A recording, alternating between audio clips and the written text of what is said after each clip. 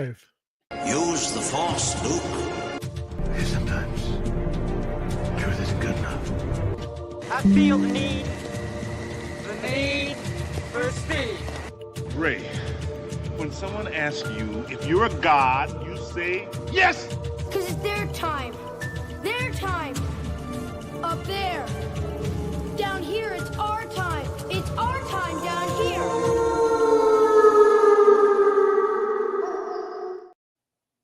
Dude, we were about 4 seconds away from canceling this whole thing because I did not have the streaming pen, and we were not going to be doing this without the streaming pen. It was not going to happen. We were going to cancel it and close the whole damn thing down. But hey, guys, welcome back. It's Wednesday, and I'm Winterwolf, and it can only mean one thing. It means Wardens are assembled for FrostCast episode 41. I can't believe we've done, come on, get in here. We've done this 41 straight Wednesdays, 9 Eastern, on time, no lateness. That's not bad. Yeah. I think I missed two of them, good. but I think we're doing pretty good. We're pretty good. That is not too shabby at all. A lot of interesting, diverse topics on the docket tonight. I feel like we got all over the place and stuff we're gonna do. Hey, and Derpy's here early. Nice. What's We're happening, talking about the Derpy? fact that Revenge of the Sith is peak, and Disney sucks Star Wars, dude. I think the box office speaks for itself, dude. The loyalty comes in key there, Derp. Definitely, dude. It is peak. It was peak prequel trilogy, and I can get a show started with a quick impromptu talk on Revenge of the Sith. They cleaned up at the box office. You know what I'm saying? It's like it's proof that people aren't over Star Wars; they're over Disney Star Wars. Period. End of discussion. 2012. End of discussion. That's what that's the real meaning behind May 4th, because it was May 4th, 2012 when Star Wars passed away for real. And then they replaced it with Disney Star Wars. Did it pass away or did it ascend into another plane that's currently out of reach? Maybe it's that. And then we did the hauntings of what could be good, and then they only just dabble a little bit of it with stuff like Andor and Mandalorian season 2. Yeah, true. It hurts, but I didn't get a chance to get out to see it. I was a little bummed, and then I had heard it, and then I went and I looked and noticed like they actually cut showtimes for Revenge of the Sith so they could get Thunderbolts in a couple more spaces. And I was like, I don't know, man. I might have ridden the hot hand with Revenge of the Sith that like brought in like 50 million or whatever it was on like no money spent. That's disappointing. 1,043 weeks after release. Right. Is that not conclusive proof that people like what they like?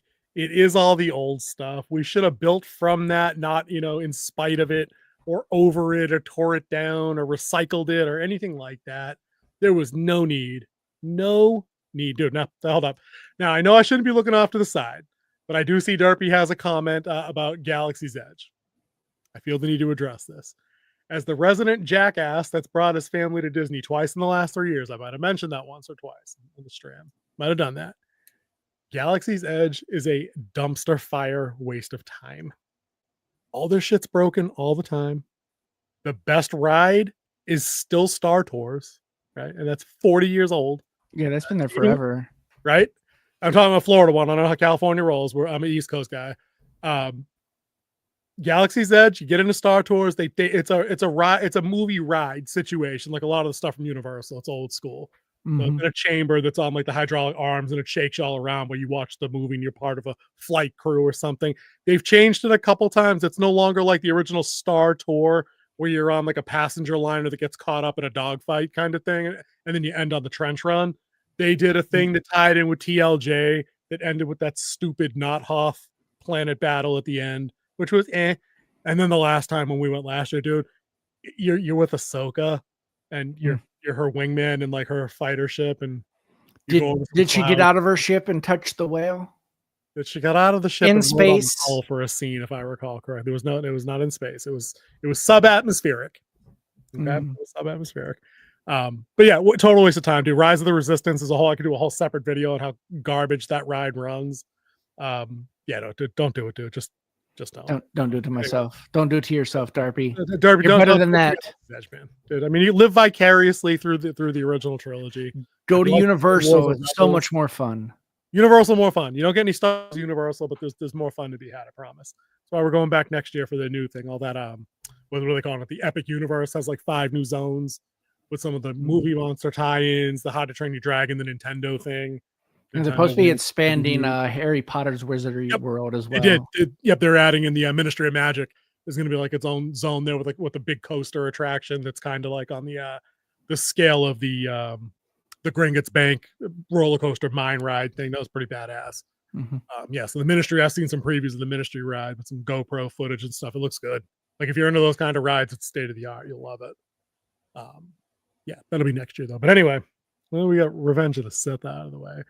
But how you been this week? I feel like we've talked like 7,000 times because we've done like 7,000 other things. Yeah. Anyways, it's still polite. Yeah, I've been doing good. Got a lot more projects today at work, so I'm not going to have so much dead time at work now. So that's what I was driving at. That right time gonna power down a little bit. Yeah, if I can't sit there and knocked out 5 chapters in a week. That was sick.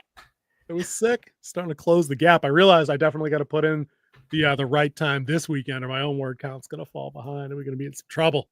Not gonna be good. But I did get some beta feedback on that other book that I had outsourced. I'll share that with you after. That's not ready for public consumption yet. But with no further ado, I say we launch into the topics of the week. I had a few, and then you said you had a interesting one that had to be super secret that I couldn't know about ahead of time. And I was like, yeah. It's a short one, just something small.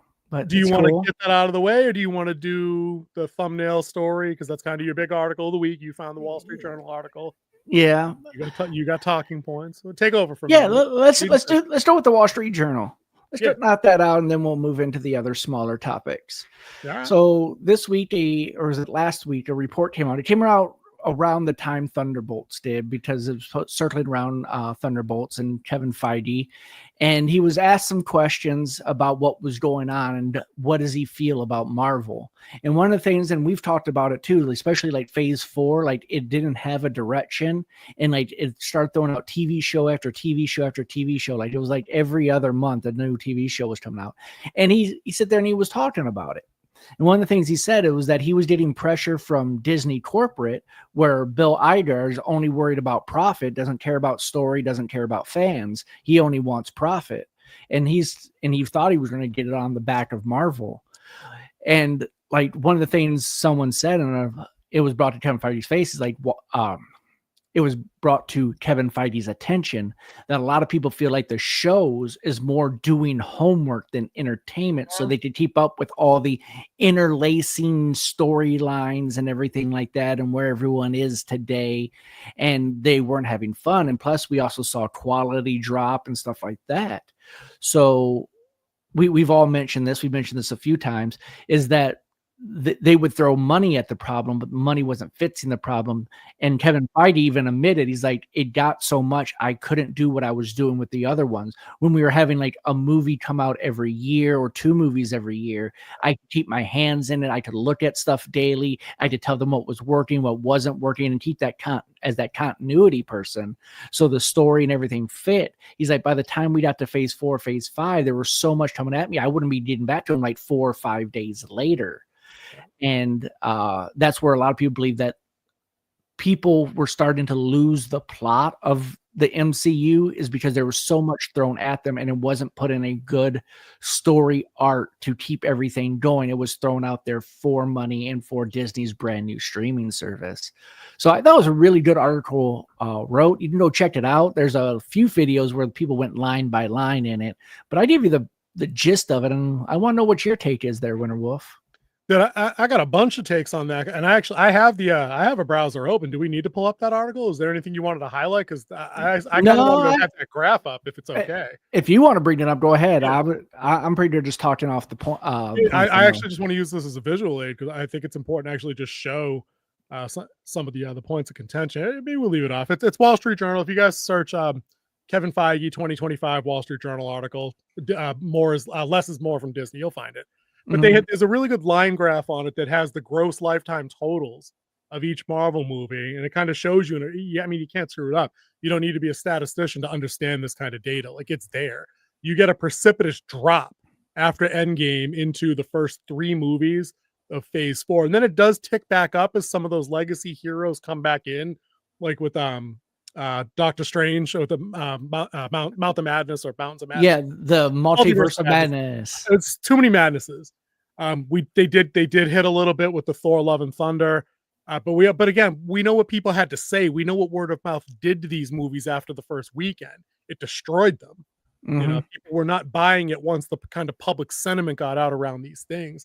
And then when things really took a turn for the worse with things like Ant-Man, Quantumania, like it dead in the water stuff, Marvel's down dead in the water. Everything they do down dead in the water. And the only time they crawl back up into the black, by their data in the Wall Street Journal, not us making it up, not some garbage on Collider, like their numbers, they only hit back when it's Deadpool and Wolverine and Spider-Man. Like those are the only two things they can write home about. And I think those were their two best ones that they had during that 100%. Time frame. Right. Critic score, audience score, and money. They hit all three. And you need that. You need those three dimensions, right? But the more interesting graph was lower in the article. I don't know if you scrolled all the way down to see this. It showed how much money was spent on all these movies.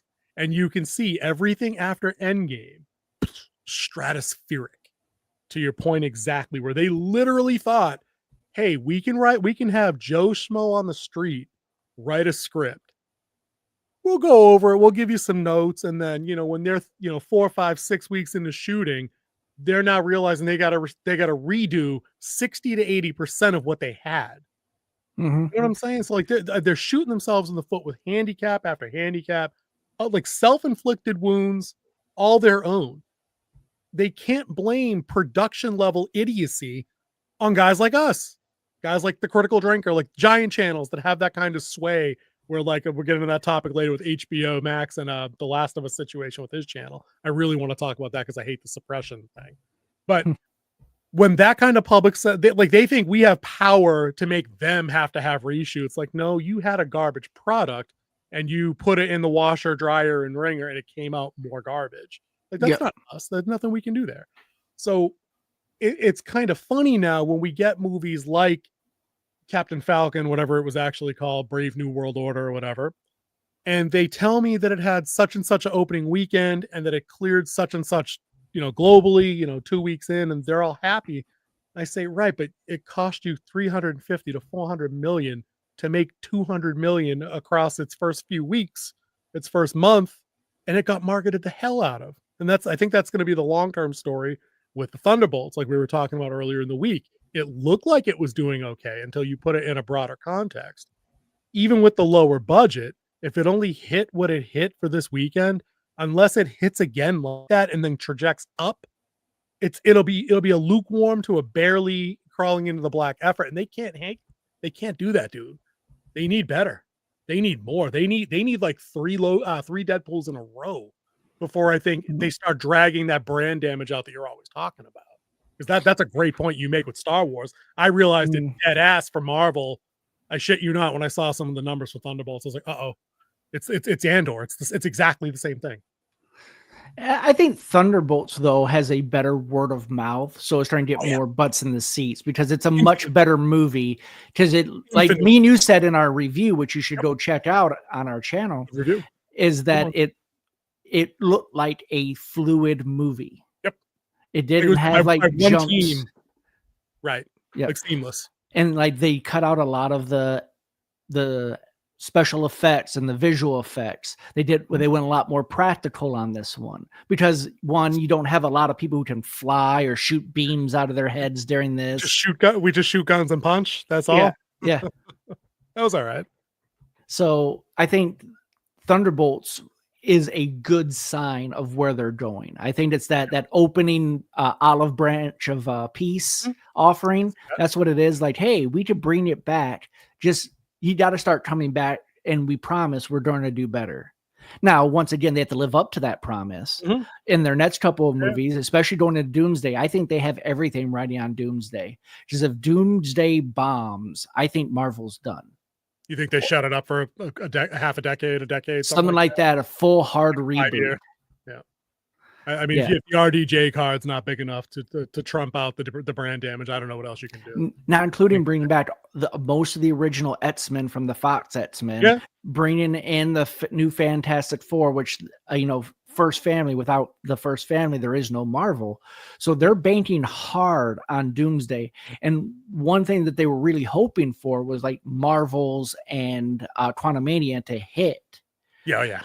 But I think they also realized, not including his own legal troubles with the Majors, Lee Majors, Jonathan Majors, Kang. Jonathan Majors, Yep. yeah, the Kang Dynasty. That. They're realizing that the Kang Dynasty didn't build as well as they thought it would, so they had to hard pivot. And I think, like I said, with his legal troubles he's having, it wasn't the right choice to make to go away from Kang and bring in Doom, because Doom's a such more recognizable bad guy for Marvel. He is in like the top 3. Like Galactus. If you don't have a Fantastic Four movie without Galactus eventually, then what's the point? Because that's like their arch nemesis. Right. Yeah, for sure. I think that you're 100% right. It's clear that there was never a plot like there was turfed out ahead of time after the third phase. They tried bringing in new characters, and then they told us they were going to do this. This isn't by accident. Kevin Feige 100% said it in the aftermath of Endgame's success. Phase 4 going forward was going to be the time to bring the new voices, the diverse characters, the new people, like all that stuff. And outside of a couple of lukewarm successes to decent successes, I would say, for all the unique circumstances behind Wakanda Forever, and let's be very clear here. The reason that movie did as well as it did is because people wanted to see how you handled the issue. Yeah. Was it gonna how did you handle the recast? Oh wait, we're gonna go with the Shuri route. Let's see how that goes. That's why people did that. And I don't begrudge people wanting to go to tie off that kind of loose end in their own head. That makes sense to me. But when you look at even the other legacy, the OG characters that they had, it's Black Widow's movie should have slain, but it was 2 phases too late. We haven't had a Hulk movie in 15 years. Yeah, and it looks like we're still not getting a Hulk movie. People are keep teasing like fake trailers and fake posters for a World War Hulk movie. World War Hulk. And my stepdaughter sent me the fan teaser poster on Facebook, and I almost fell out of my chair. And then like my brain kicked back in, and I was like, oh, they can't do that. They'll never do World War. They'll never unleash the beast like that. No. Never. And that's if they have the rights to do it. No, they're going to probably stay with Mark Dumbledore and have him as Professor Hulk, because, you can't just have someone running around smashing things like the Hulk's supposed to. And like the reason why everyone loves the Hulk. Right. They'll do the new takes. Cause we got that garbage at the end of the She-Hulk show. And I've seen this terrible CGI image come back up routinely on Facebook and on YouTube. The Son of Hulk. They actually played that card at the end of She-Hulk. That was laughably bad. He looked like he absolutely needed a soy infused latte. Yeah, it was embarrassing. And his son wasn't born on Earth. His son was born on another planet. But just saying that the Fantastic Four and the Illuminati destroyed. Yeah, which would make for an interesting tie-in for some other material. But we're not going that route. I think that the interesting part of the article, the WSJ article that we started with, is that it's tacit acknowledgement that course correction is necessary for brand survival at this point. It's in the record now. It's not YouTube speculation. It's not, Marvel Insider 425 on Reddit somewhere being like, I got the scoop, guys. Like, it's going to be this. It's none of that. It's like they told you, they know these shots aren't hitting, that they know the Marvels was categorically a dumpster fire, that everything after WandaVision and Loki on Disney Plus, and they mentioned Secret Invasion by name. Did you get a kick out of that? Because I know King's gonna laugh when he sees that shit. Because it's just bad. It's objectively bad programming. And here's an interesting question for you, right? We quoted the article because we've had a similar discussion about when these interconnected projects feel like homework. Yeah. How much of that can you write off if they're actually good? Like, how high can you raise the bar and be willing to put in the work? Like, what if She-Hulk was a great show? What if it was funny and balanced some kind of sexiness and some humor and some combat? What if it did that? What if Hawkeye actually let Hawkeye be Hawkeye and kept the sidekick shit to a minimum? What if WandaVision got all its stuff right? You know what I mean? Like, I think people would be convinced to put in a lot more effort. Yeah. Yeah, something's good, people don't mind the homework. Plus, it would also tie everything in together.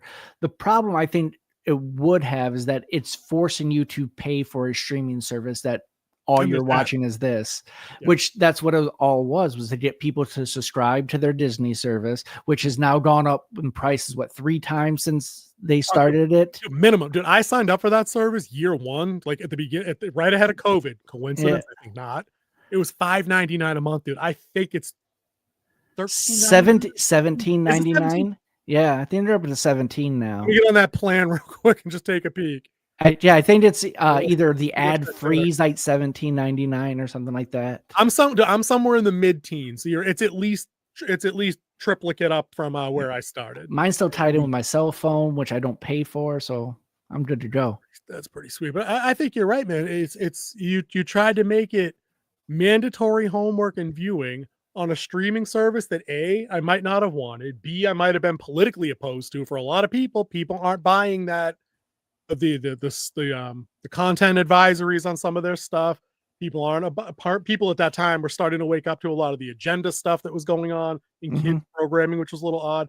But then on top of that, they're on the program where it comes out on weekly installments. It's not the Netflix model. So you couldn't just drop $15 and watch Loki season 2. Your ass was in it for $30 to $45. Yep. To see a show. And it might have been subpar.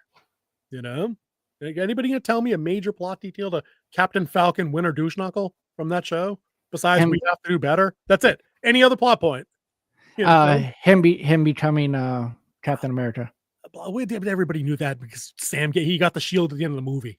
We all knew that. So those are the two things, and they already don't count. But yeah, it feels like they made it that. And then I got to thinking. Here's another question for you on that: would it have been a better play? Even if they wanted to leave things connected to the larger movie universe, should they have gone the Agents of S.H.I.E.L.D. route and kept things smaller? Should we have kept it street level? Should we have only done Daredevil, Luke Cage, other guys on the ground like that in the various big cities, Moon Knight? We did get that. Yeah. I think that might have been better than trying to cram, A-list kind of, A or B-list kind of characters into bigger stories that impacted Avengers. Like, what the fuck were you guys thinking?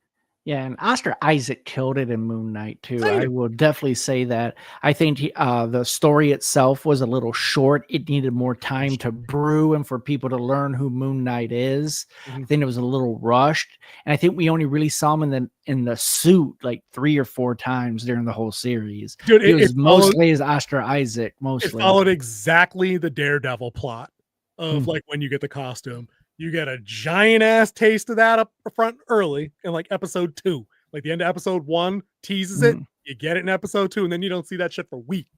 Yeah. Then you catch it around the finale. A-holes. Yeah. Not thrilled with that. But I mean, and the tone of that show is just off for me. That should have been a Daredevil show. But the way Oscar Isaac played it with the 2 different views and like having the multiple personalities in his head, I think he did a fantastic job. I think the only person I think ever did the multiple personality better than him was no, he didn't have multiple personalities. No, it was Roy McElroy. What? Who? Roy McElroy. You talking about the dude who played Split?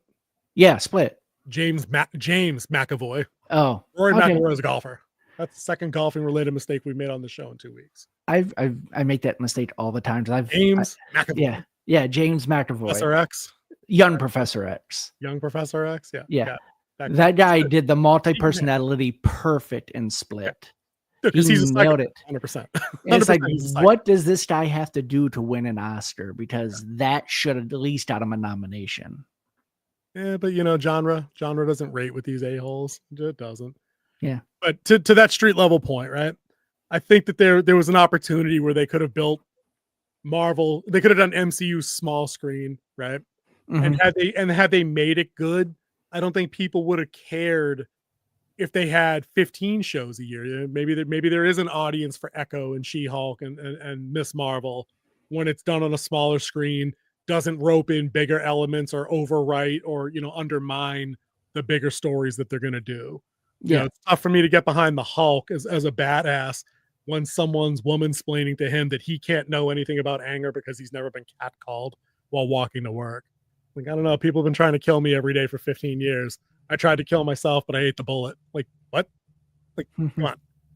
It's just weird. The whole tone, I think, for a lot of those MCU shows was too big for their britches from jump. And it's important to point out, dude, Disney Plus not turning a profit since it's been out there. Like, they're on borrowed dollars. Yeah, Like, they're it's still a profitable streaming service. yeah, they're still being paid for or by the first Avengers that a couple. Yep. And also and government money that's drying up, especially after they went to war with DeSantis. Terrible play. Terrible play. I missed that by Derpy. Was that one I should have read? I thought I saw the word poop. Yeah, maybe one day they'll Old Republic and still find a way to poop the bed. Dude. Do you want them anywhere near Old Republic? Anywhere near that? I don't need them anywhere near that. Every time I hear a Revan rumor and they tell me they got like Brie Larson to play Revan, or they're gonna let Amanda Stenberg come back and take a poke at Revan just to own the chuds. I'm like, let them. God, it's gonna be funny for me when I play like Xbox 360 version KOTOR and have a better time. Shit, that's where I'm at with that. Let them. I think that's where a lot of people are at. When we talk about brand damage in anything. In Marvel and Star Wars, I think that like and now even things like Last of Us to kind of bridge into that other show that we kind of cover. We're doing 2 at a time, guys. That's right.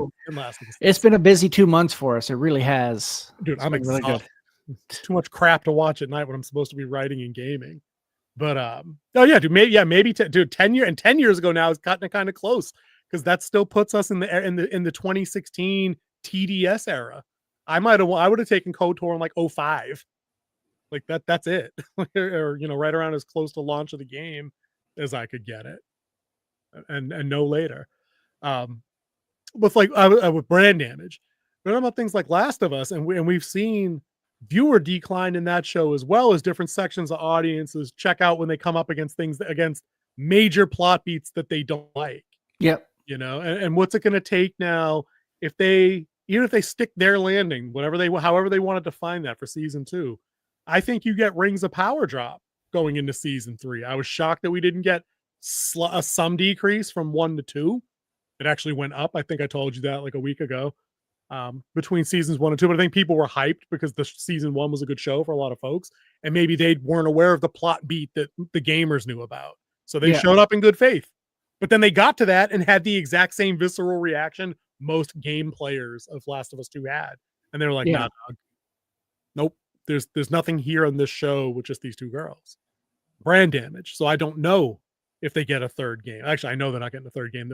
Naughty Dog's working on something else. Yeah. They are getting a third season, though.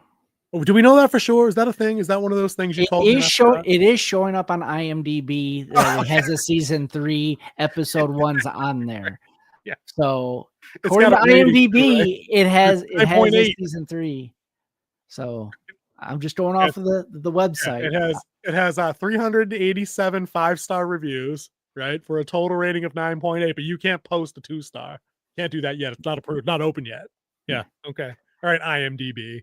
Well, I mean, you can go the same thing with Goodreads. Patrick Rothfuss's book has like a 4.4 rating, and it was supposed to be printed 13 years ago.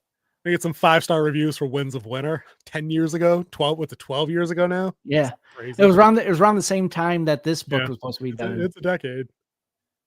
Yeah, I mean, as long as it's them 2 hanging off a cliff, I guess I'm good. Like I'd be okay with that.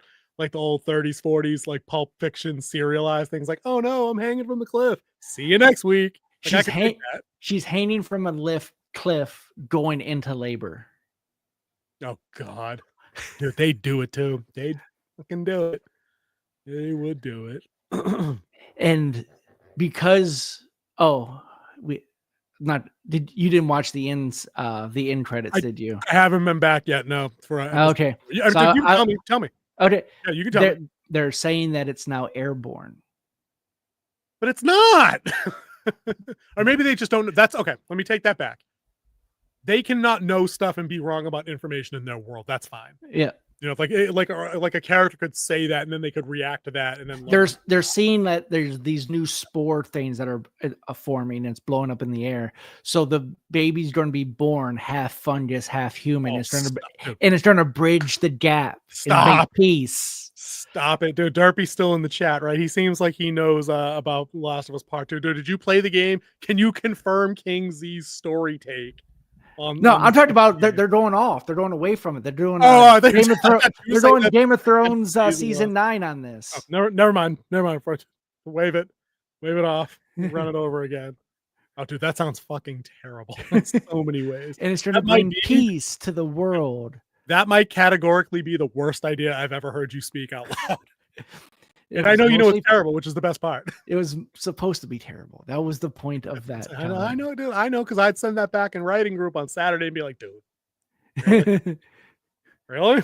I'm gonna rethink that. It's gonna be wild stuff. It's gonna be that kumbaya moment. It's gonna bring everyone together.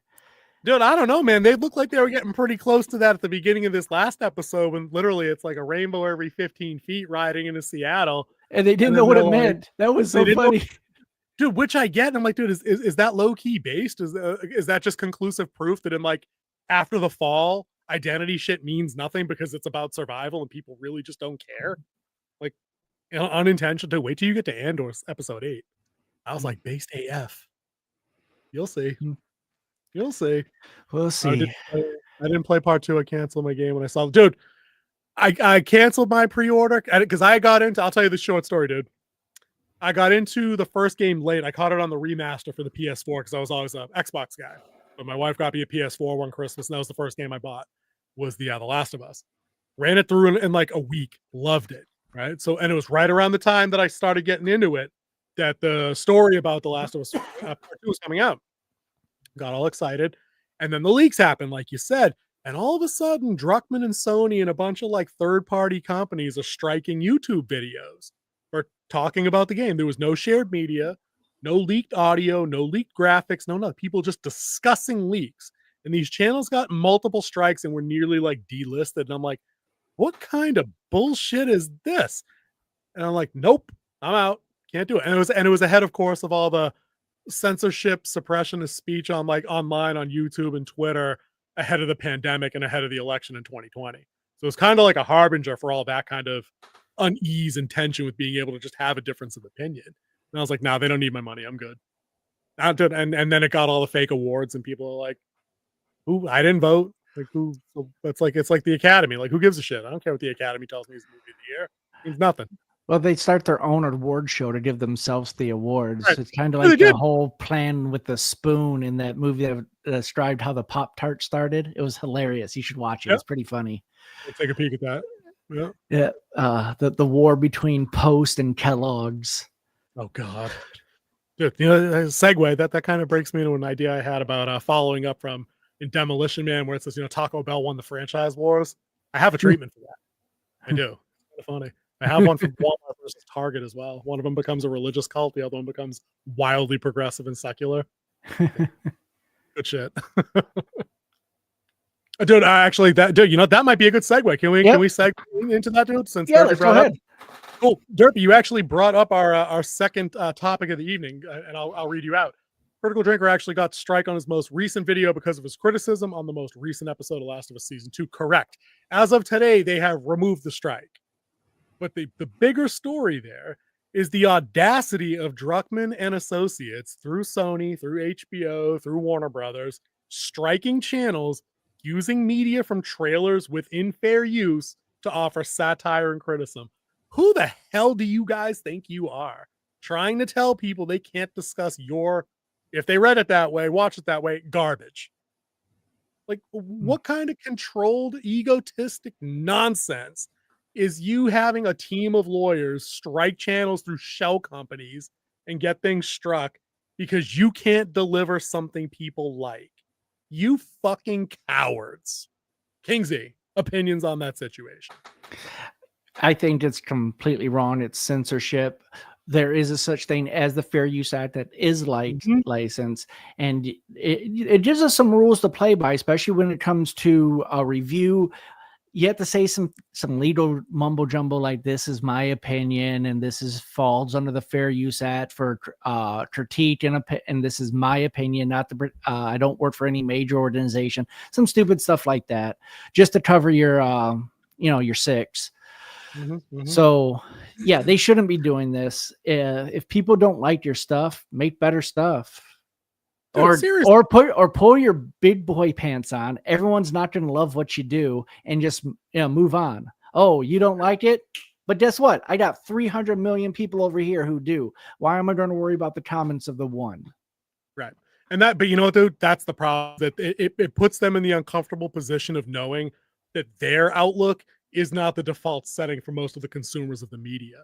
And that HBO and Warner Brothers has to know that a channel like his with, over 2 million subscribers has stupid levels of reach, like his videos when he used to watch, things like Doctor Who during like the Jodie years, not the current run, like his review videos and critiques would automatically get, more views on par with what their opening night figures were for the show.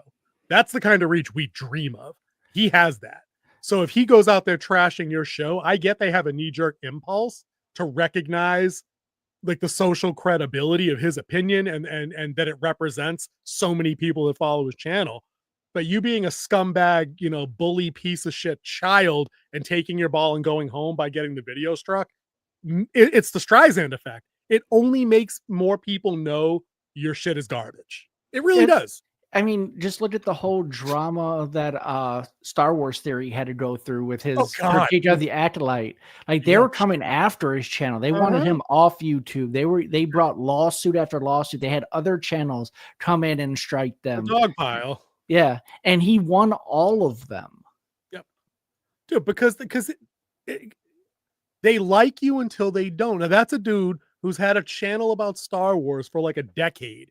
Since he was a much younger man in like his college days, doing lore videos and movie breakdowns and like dramatic readings of novels and comics and all this other old stuff. He doesn't do as much of that anymore. He did have a good lore video the other day on Quinlan Voss, who was one of the Jedi characters in Clone Wars, who was in that show I just told you about that I watched, Underworld. I did watch that. So he had a 10-minute lore video on that. But you're right. The minute this dude's like, I think the Acolyte's not for me, it's Knives Out. And then these a-hole critics of his get upset and butthurt when he's like, you can't run me off this platform. I don't have to think like you think, you fucking dickweed. And so when he barks back, it's like that meme where it's like, you're shoveling shit over the fence with the big smile on your face. And then you're like, I'm under attack when it's all coming back over. Even though you shoveled the first load. Like that's his critics, It's ridiculous. Ridiculous. Derpy says, I agree they are cowards and hiding behind a certain group. Can't mention. We know who they are on YouTube, but you know who they are, fellas. Hiding behind them is what they some dude. Of course. It's why you get the messaging that you're starting to get increasingly on this show. But that show is going to learn the hard way that every single time you try to cater to the modern audience, and I love that that's been memeified, they never turn up for you. There were more signatures on the keep the Acolyte off of season 2 petition by a factor of 5 than there were on petition signatures to bring it back. But they were really happy when they hit 70,000 signatures in like their first year and a half. Dude, that petition went yard. It's crazy. Dude, that petition had so few signatures. I think at one point it was at risk for being taken down. And that's what I think that actually put them over that first milestone they need to keep it up. But like, where was all this gumption when the show was out? It only trended because people watched it to dunk on it. Nobody had a positive review video of it. And I looked. And see, that's the problem when they're trying to use media to control people's thoughts. Right. You go with something popular, and then you make it okay with them. One of your favorite characters thinks this is cool, so now you think that's cool, and that's what they're trying to. That's what they were trying to do, and people were like, "No, my character wouldn't do that. That's completely out of character for them." Yep.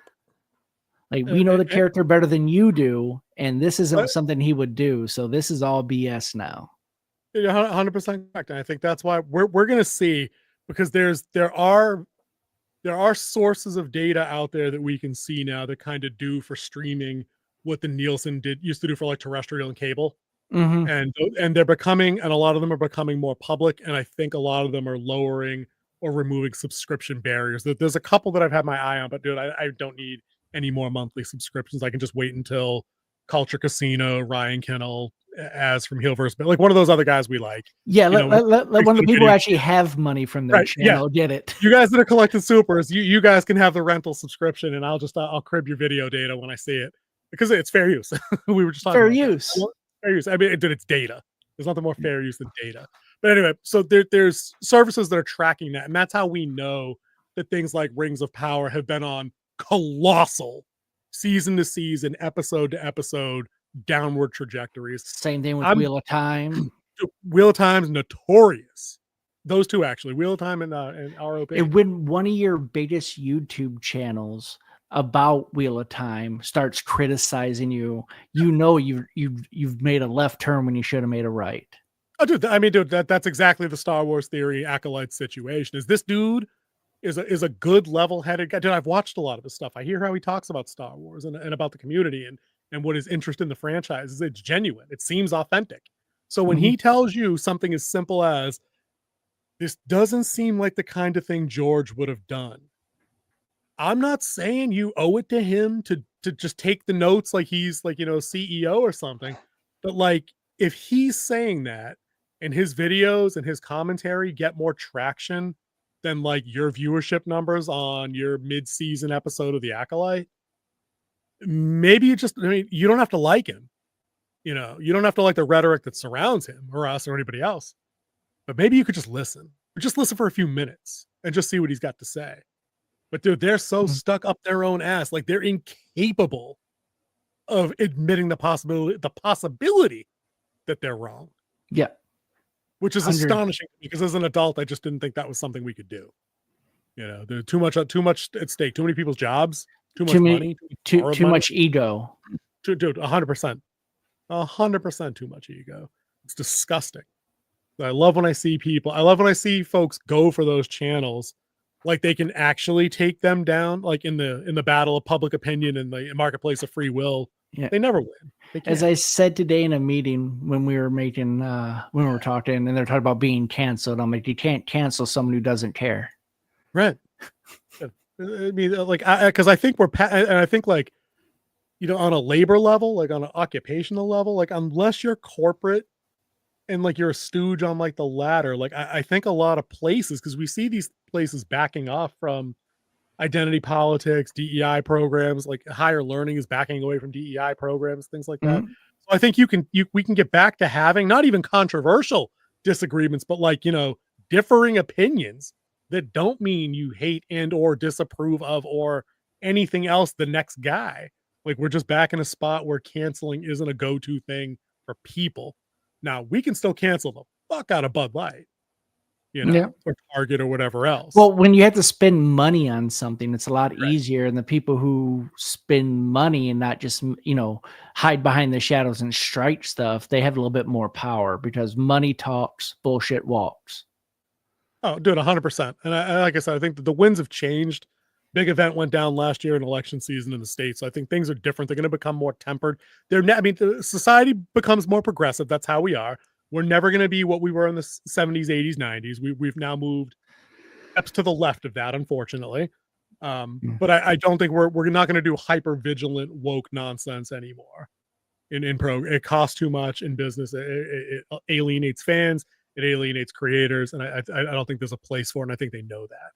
So when we get into these franchise related things, I think we're getting the end of the slop, and from there on in, we're just going to get back to regular things that suck, which I'm looking forward to. I'm looking forward to getting back to sucky movies that just suck because they suck, and not because I have like an agenda against it. I got 2 from Derpy that I'm going to star because I need to comment on both of those if you don't mind. Not yet. Please don't spoil bits of the game. I'm familiar with some of the plot, but I know they've taken some turns from the story of the game. So I'd like to hit that as a first impulse as I could.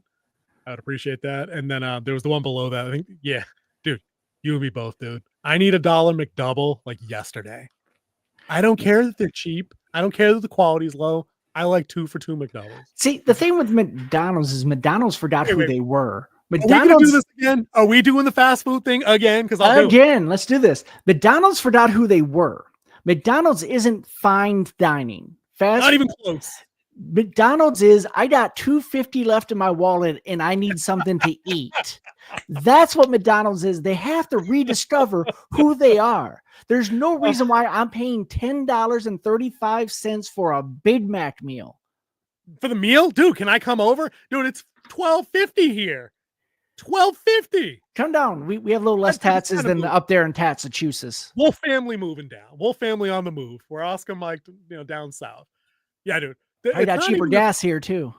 Oh, dude, we're down to like we're back down to like $2.79. You better than $2.79? $2.49. Wow. We got like 40 cents in gas tax up here. The Healy's got to go. We're working on that for the governor up here at this point. In South Carolina is even cheaper than we are. I got friends in South Carolina too, so that might be a happy midway for me getting into the deep South. You know what I mean? I am from up here. I do have some left-leaning socially about, just Judge Not and all that good stuff. So I don't know if I need the deep South, but I hear the Carolinas are nice. But anyway, it's not that the McDizzle isn't fine dining, dude. They're not even Five Guys. That's the thing. If I'm going to spend $15 at McDonald's, I may as well spend $20 and go to Five Guys. Exactly. Why shouldn't I?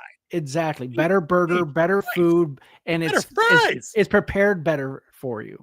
Dude, can we talk about frozen McDonald's fries versus frozen Five Guys Cajun fries? They might not even be frozen. They're not frozen. Nothing is frozen at Five Guys. Right? So, dude, fresh Cajun fries versus cold McDonald's fries, it's a win every time for Five Guys, dude. Four Guys even. If one of them took a day off, it'd still go. I miss my 90s aquarium Walmarts with the arcades and the sticker. Dude, seriously. See? I miss the arcades. I miss the arcades. I was just telling Wolf Jr. about cooking people at the arcades. He was like, I didn't do that. I'm like, I can have King Z tell you some stories, son. Leave that. Let me tell you about the history, bro. I was there at the beginning. He's seen it. You were born into the video games. We lived it. We were born in the arcade. You were molded by it. Barely a man when I put 50 cents in the machine. Yeah, exactly. Exactly. Kids don't know. But dude, I want to segue back to the end of the slop because I think this is we're heading right into the topic, right? I noticed the other day that they're still dropping Ironheart on Disney Plus. I had no idea it was coming out next month. This year, not next year. It's next month. They were because they're trying to just empty out the vault because there's no sense of just holding it, just get rid of it. Right, they're backwashing the pipes, and I'm like, remember whose video it is, but one of their cutaway gags is literally a sewage pipe. Is it like it breaks the seal and it fires out some dirty water, and then it's just like a fucking gush. It might be the drinker. And I'm like, dude, it's a perfect visual representation. This show has been done since 1875. That's how old it is. That's how long it's been in the can, right? And I'm gonna watch this garbage. You don't have to. You can take June off if you want, but I think it's gonna be imminently memeable and funny. So I'm going in. Okay, I'm going in. All right, you can come with if you want, but I'm looking at this show. And I'm like, I don't get how any of this makes any sense to the consumer, right? It's a character nobody likes. Nobody, right? It's a book that's been canceled like 3 times since 2010. It's a character whose claim to fame is the same thing that derailed the Batwoman TV show, where she wants to talk about I Am Woman and all this great stuff, but she needed all his shit. The Batsuit would be perfect when it fit her. She didn't build it. She didn't train in it. She didn't know anything about that. This is another character that gets a suit that she steals. Like, she steals Iron Man shit and then thinks that makes her a superhero. There's no deference. There's no, I needed to steal it to save my dad because the mob was after him or something. No, she's just a thief. Like, she's just a piece of shit teenager that steals shit. Where's the aspirational, inspirational superhero to this? Where? Who does this appeal to? The answer is no one. Because the people they think that are going to watch this show, the demographic reflected by the main character, they're like the lowest number of people watching Disney Plus is that demographic. So we're going to custom build an entire show around her. Like, okay, if that's you, because everybody has to see themselves in the character, right? Okay. Well, just so you know that it's going to get less than 200 views an episode. If you know that going in, you keep the budget down. I don't care. You have the right to exist, but you don't have the right to trample everything else out of spite. See, with this one, they have nothing really to lose because the money's already been spent. Oh, dude, years ago. Yeah. Ago, you're right. So they're not going to lose anything by putting this out there. All they're going to do is put it out there, and it's not even going to tie into anything, which how it should be. Kind of like how Daredevil Born Again didn't tie into anything in the bigger MCU. It was just its own little thing. See, but Daredevil gets away with that because it doesn't have tie-in characters on their show that they've already established. There's no way they get this Ironheart show out of the way without referencing Iron Man. And I think that if they take a shot at Tony Stark in a post-Endgame world after the I Am Iron Man line, brand damage, dude. You want to pour it on ahead of Doomsday? That's how you fucking do it. Yeah. I won't forget about that. And I guarantee that if I don't, other people aren't either, man. It's just something about them too. And then I saw, I got a note from the Armorist that said, she sent me a meme on Facebook that told me Sacha Baron Cohen, Borat, is in this show. Do you know who he's playing? Mm-mm. Yeah, you want to know? Sure. Mephisto. The devil? Yeah. Why is Mephisto showing up in Ironheart but not showing up with Ghost Rider? Why is a level 47 supervillain showing up for this show is the better question. Wasn't on Agatha, not that he should have been, don't get me wrong, but thematically, more appropriate for WandaVision. Ironheart? Really? That's these guys. They honestly, they don't know. It's fucking hilarious every time we come back to these shows when they come out. But on the upside, after Ironheart, you get your show. You get Wonder Man, right? We get Wonder Man. I think it's a movie. Is it a movie? I thought it was a show. Anyway, we'll find out. That's next. And then what was the deal with Armor Wars? Did they, because that was a show, a show that's just done? That's just done. Okay. I have not seen anything on it ever since they punted it back in 2020. True. And that makes sense because I think that maybe people realize that people aren't as up on Rhodey as they might have hoped after the Secret Invasion debacle. Yeah. You know, and again, it's got tie-ins to movies that maybe they just don't want anymore. Like maybe you're right. Maybe that's what they're trying to get out from underneath that. That makes sense. But yeah, dude, I'm looking forward to the end of Slop so we can just get back into regular spoiled stuff. So I can just see a sequel to Final Destination and be like, it was stupid. It didn't have any agenda. Wasn't too creative. I was entertained. Okay, it's a 5. You know, not everything has to have a rant attached to it. I'm okay with that now. I think that's where we should be for that. But you had a news story you wanted to do, or you had a topic you wanted to do before we run out of time. It's not really a topic. I was going to do my news. As of yesterday, I was cast in a movie. Oh, that's why we didn't say it on the private. That's right. I wanted to see where your reaction was. The only person who knows is the director and, of course, my lovely wife. Congrats. Only people I've told, so I'm quite excited. And the millions watching right now, of course. Yeah, and the millions and millions of the Teens fans. I know, right? Nice. Now, are you allowed to say anything? I'm playing a former Delta operator. Nice. Okay. All right. Is this based on media or is this an IP? This is based on new media, I mean. This is based off of new media. Okay, so it's somebody wrote. It's not attached to any IP existing. That's what I'm saying. Cool, dude. Congrats. And I'm looking forward to hearing more about that. It's always interesting when people on the ground floor get in on the ground floor and do ground floor stuff. Yeah, that's pretty cool. Yeah, kind of excited. Kind of excited for this. Nice. The other topic will take a little more than 7 minutes that I pitched you earlier today.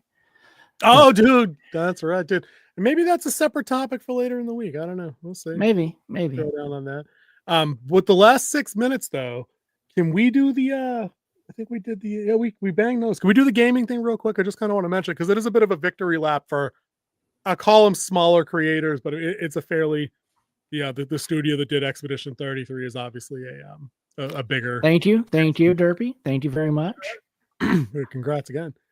So gaming is in a bit of a typhoon right now, right?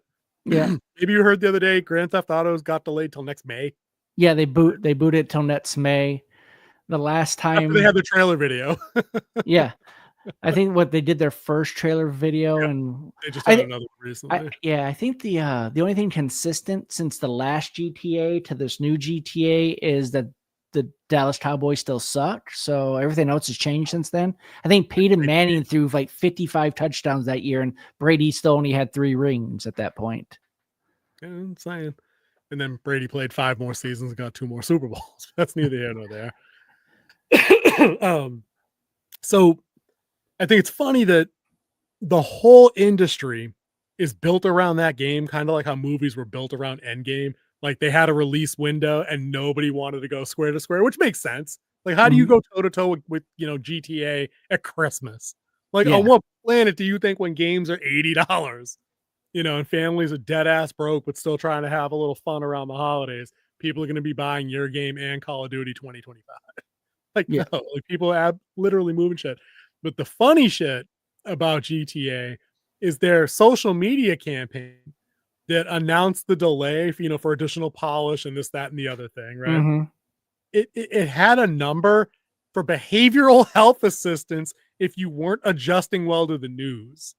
Wow. Like, you talk about big boy pants, dude. We need airdrop big boy pants right now. Everywhere, coast to coast. I mean, like a carpet bombing of big boy pants. I'm authorizing it. I think we threw away the big boy pants when we hit like 20 after 2012. Like, it started gradually. Like, there's like one generation left that still has its big boy pants, and that's us, and that has that X with it. Yep, that's the X. Like, dude, in a million years of gaming, I've dealt with games not coming out on time. Yeah, like games being delayed, games being canceled. I mean, what we've had Madden delayed, for how long, and how long has it not been good? Right, a decade easily. But like I've been disappointed by stuff not coming out. I've been disappointed by stuff that's just not what I expected or what I wanted. I remember when Resident Evil 6 came out, I was super pissed because it got all the way away from survival horror and went straight into arcade action. I was like, what the fuck is this? I've waited like 8 years for this bullshit. Like, no, I know. But like, I saw that disclaimer and I died a little inside as like, as a gamer in his 40s. I'm like, what is going on with you kids? You're soft. Your bitches are soft. They're soft. You know what I'm saying? And then I look across more gaming and I'm like, so Black Ops 6, you said you and your brother had played a little Warzone the other day, but I don't remember if it was before the Verdansk update. No, it was during Verdansk. Okay. We started playing them with Verdansk because that's where we started, and we want to have that little nostalgia kick. Got it. But have you guys been on recently after the season 3 reloaded, like that mid-season event? Because they just had a big update come through recently. I think it was last week. Yeah. Okay. Have you noticed anything broken with the game? Because the entire internet's on fire with like games crashing out of lobbies, rank not working, balancing, cheating at an all-time high. People are going crazy about this game. And it's again because the devs keep shooting themselves in the foot Disney style.